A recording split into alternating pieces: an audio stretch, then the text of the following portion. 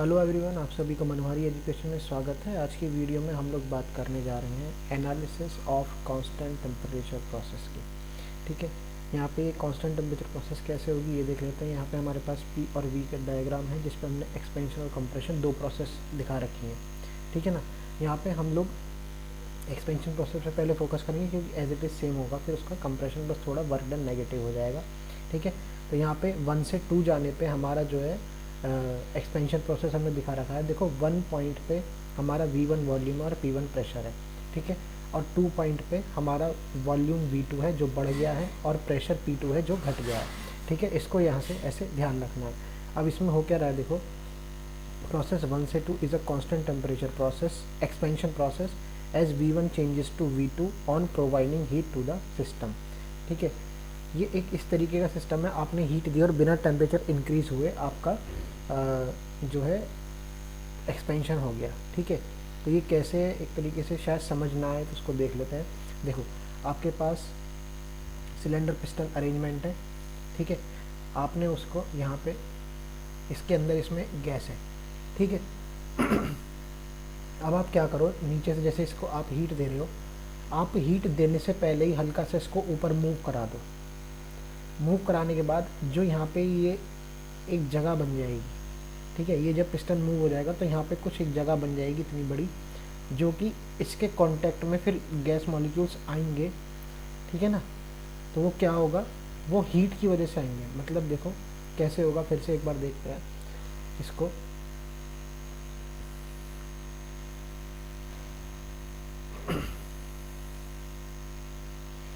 देखो होगा क्या, ये आपका सिलेंडर पिस्टन अरेंजमेंट होगा इस तरीके से। ठीक है, और एक फाइनल स्टेट ये मान लेते हैं, ये आपकी इनिशियल स्टेट है। ठीक है, इस तरीके से, और ये आपकी फाइनल स्टेट है पिस्टन की। ठीक है, यहाँ पे ये फाइनल स्टेट आ गई है, ये आपकी इनिशियल स्टेट थी। अब यहाँ पे क्या है, इसमें गैस मॉलिक्यूल्स हैं आपके। ठीक है ना, ये है गैस मॉलिक्यूल। आप नीचे से क्या दे रहे हो, नीचे से आप हीट दे रहे हो। ठीक है, हीट दे रहे हो मतलब अब देखो क्या होगा, हमें क्या करना है, टेम्परेचर हमें कांस्टेंट रखना है। इसका मतलब क्या है, हमने हीट दी और हमारा टेम्परेचर इंक्रीज़ होने की बजाय वो इंक्रीज़ ना होकर टेम्परेचर हमारा कांस्टेंट रहे। ये कैसे होगा उसको देखते हैं। हमें क्या करना है, देखो जैसे हमने हीट प्रोवाइड करा रहे हैं हम नीचे से, तो इससे क्या होगा, जो इसके मॉलिक्यूल्स हैं उनको क्या मिलेगा, एनर्जी मिलेगी। एनर्जी मिलेगी तो उनका जो है रैंडम मोशन इंक्रीज़ हो जाएगा। रैंडम मोशन इंक्रीज़ होगा तो हो सकता है उनका टेम्परेचर इंक्रीज़ हो जाए, जो होगा ही। ठीक है, मगर हम क्या करते हैं, इस पिस्टन को इनके टेम्परेचर इंक्रीज़ होने से पहले ही ऊपर मूव करा देंगे। ठीक है, तो ये स्टेट 1 थी, स्टेट 1 थी हमारी, और ये वाली जो हो जाएगी फिर ये स्टेट हो जाएगी 2। तो हमने क्या करा, फाइनल स्टेट में हमने पहले ही, ठीक है, हमने पहले ही इस पिस्टन को ऊपर मूव करा के एक जगह पे यहाँ पे रोक दिया। अब ये जो मॉलिक्यूल्स जो अब तक यहाँ तक थे, ठीक है ना, इनिशियल स्टेट तक थे और ये हीट ले रहे थे। ठीक है, अब ये क्या करेंगे, हीट लेके इस वाली जगह में, इस वाली जगह में, पूरी जगह में ये फिल आउट कर जाएंगे। ठीक है ना, ये इधर आ जाएंगे, मॉलिक्यूल्स इधर आ जाएंगे ये इन जगहों में। और जब ये इन जगह में आ जाएंगे तो क्या होगा, देखो ये जो इतना स्पेस था वो इस वाले स्पेस के मुकाबले, मतलब ये जो स्पेस था इसका टेम्परेचर अगर T1 है और इसका टेम्परेचर T2 है, तो T2 लेस देन T1 था। ठीक है, क्यों, क्योंकि इनिशियल पोजीशन में मॉलिक्यूल्स बस इतनी ही जगह में थे। हमने क्या करा, पिस्टन ऊपर कर दिया तो हमने ये एक्स्ट्रा स्पेस दे दिया जिसका टेम्परेचर जो था वो कम था। ठीक है, समझ में आया। अब जब हम नीचे से हीट दे रहे हैं, जब हम नीचे से हीट दे रहे हैं तो क्या होगा, ये जो टेम्परेचर है ये क्या होगा, ये T2 अप्रोचेस टू T1, ये T1 की तरफ अप्रोच कर जाएगा T2 टेम्परेचर। ठीक है, या फिर हम ये कहें जो गैस के मॉलिक्यूल्स होंगे, ठीक है, उनका पहले T1 टेम्परेचर था। ठीक है, उन्होंने एनर्जी गेन करके इस little less than T1 temperature पे स्पेस में जाके, ठीक है, इस T2 टेम्परेचर के स्पेस में जाके फिर से वहीं सेम इन्होंने T1 टेम्परेचर कर दिया जाके। ठीक है, अगर अभी भी नहीं समझ में आ रही है तो फिर से देख लेते हैं हम लोग इसको। देखो हुआ क्या है, ये देख लेते हैं।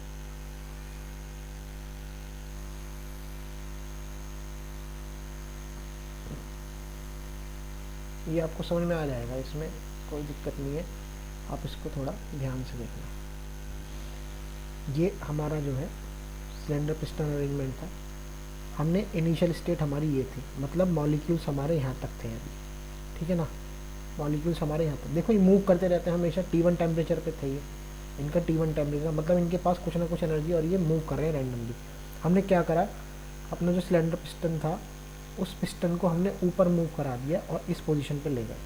तो ये क्या हुआ, ये जो हमारा एक्स्ट्रा स्पेस अब बच गया या मिल गया हमें, ये स्पेस मिला है यार, ठीक है ना, ये वॉल्यूम इंक्रीज़ हो गई है हमारी। अब इससे क्या हुआ, ये जो हमारे हम नीचे से हीट दे रहे हैं इसको, ठीक है ना, ये हीट लेके ये जो मॉलिक्यूल्स हैं ये हीट लेके अपना टेम्परेचर इंक्रीज़ करेंगे और मूव करना शुरू कर देंगे इस नए स्पेस में, ठीक है, इस नए स्पेस में वो मूव करना शुरू कर देंगे। अब इससे क्या होगा, देखो जो मॉलिक्यूल्स पहले एक कम जगह में थे, ठीक है, उनका टेम्परेचर T1 था, जब उन्हें ज़्यादा जगह मिली तो उन्होंने हीट की मदद से और तेज़ मूव होना चाहा, ठीक है, तो इसका मतलब कहेंगे कि उनका टेम्परेचर बढ़ना चाह रहा था मगर हुआ नहीं। ऐसा क्यों नहीं हुआ, क्योंकि वॉल्यूम बढ़ गई, ठीक है, तो वो जो टेम्परेचर इस वॉल्यूम में इंक्रीज़ हो जाता वो अब इससे बड़ी हुई वॉल्यूम में जाके इंक्रीज़ होने की बजाय उसी टेम्परेचर पे मेंटेन रहा। समझ में आया, मतलब हीट का क्या रोल रहा, हीट का रोल ये रहा इन मॉलिक्यूल्स को एक्स्ट्रा स्पेस में भेजने वाला। तो हमने क्या किया है, पहले पिस्टन मूव किया है, then heat is used to move molecules in new space, ठीक है ना, ये ध्यान रखना है आपको। इस तरीके से हमने कांस्टेंट टेम्परेचर को अचीव किया है। अब देखो यहाँ पे हुआ क्या था, यही प्रोसेस हुई थी, ठीक है, वॉल्यूम बढ़ गया था हमारा, ठीक है, V1 से V2, और प्रेशर हमारा क्या हो गया था, कम हो गया था, ठीक है।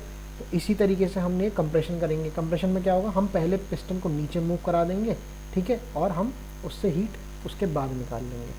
समझ में आया, इस तरीके से होता है। अब देखो ये मैथमेटिकली कैसे चलेगा, 1 से 2 या 2' से 1' हम जैसे जा रहे हैं रिमेन्स रहेगा, हमारा टेम्परेचर कांस्टेंट टेम्परेचर रहेगा, क्योंकि हमारा देखो बाउंड्री वर्क क्या होता है, del W is equal to PdV का हमारे बराबर होता है। ये किसके लिए वैलिड है, क्लोज्ड और रिवर्सिबल सिस्टम के लिए।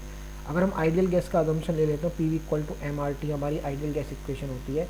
इससे हम क्या करेंगे, P की जो हम वैल्यू निकाल लेंगे, और कांस्टेंट टेम्परेचर के लिए देखो क्या हो जाएगा, ये हमारा M किसी गिवन गैस के लिए कांस्टेंट, R हमारा कैरेक्टरिस्टिक गैस कांस्टेंट, टेम्परेचर और कांस्टेंट हो जाएगा, तो PV इक्वल टू कांस्टेंट हो जाएगा ये हमारा। यहाँ से हम P की वैल्यू C/V निकालेंगे, और P की वैल्यू C/V निकाल के हम लोग क्या करेंगे, उस इक्वेशन में पुट कर देंगे, ठीक है। तो ये आ जाएगा हमारा, जैसे PdV था ना, तो ये जो चीज़ थी हमारी पहले क्या थी, ये चीज़ थी हमारी P, तो C/V यहाँ पे ऐसे रख के हमने C को बाहर निकाल लिया क्योंकि ये कांस्टेंट है, और dV/V का इंटीग्रेशन नेचुरल लॉग होता है, ठीक है। इसको हमने फिर यहाँ पे लिमिट पुट करके C into natural log V2 minus natural log V1 हमने यहाँ पे सॉल्व किया। आगे फर्दर जब इसकी कैलकुलेशन करेंगे, लिमिट्स पुट करने के बाद देखो ये आइडेंटिटी हमने यूज़ की है कि लॉग A/B जो होता है हमारा, वो होता है हमारा log A minus log B, ठीक है। तो यहाँ से यहाँ पहुँचे हैं हम लोग, इसलिए हमारे पास ये आ गया है।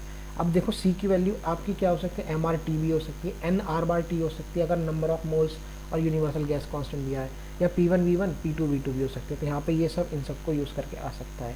अब हम कंक्लूजन पे बात करते हैं, तो देखो क्या है कंक्लूजन में हमारा, कि जो हमारा वर्क होगा वो del W equal to PdV का इंटीग्रेशन होगा, और ये वैलिड होगा क्लोज सिस्टम रिवर्सिबल वर्क के लिए। और अगर इसमें आइडियल गैस नहीं बोला तो वो P और V की रिलेशन आपको देगा, वरना अगर आपके ये तीनों अजम्पशंस हैं, क्लोज सिस्टम, रिवर्सिबल और आइडियल गैस, ठीक है, इन तीनों अजम्पशंस के साथ आप इस फॉर्मूले को यूज़ कर सकते हो, W1 से 2 C into natural log V final upon V initial, और या फिर आपको प्रेशर के टर्म्स में C into natural log P initial upon P final. ध्यान रखना यहाँ पे वॉल्यूम फाइनल वाली ऊपर आएगी और प्रेशर की टर्म्स में इनिशियल वाला प्रेशर ऊपर आएगा।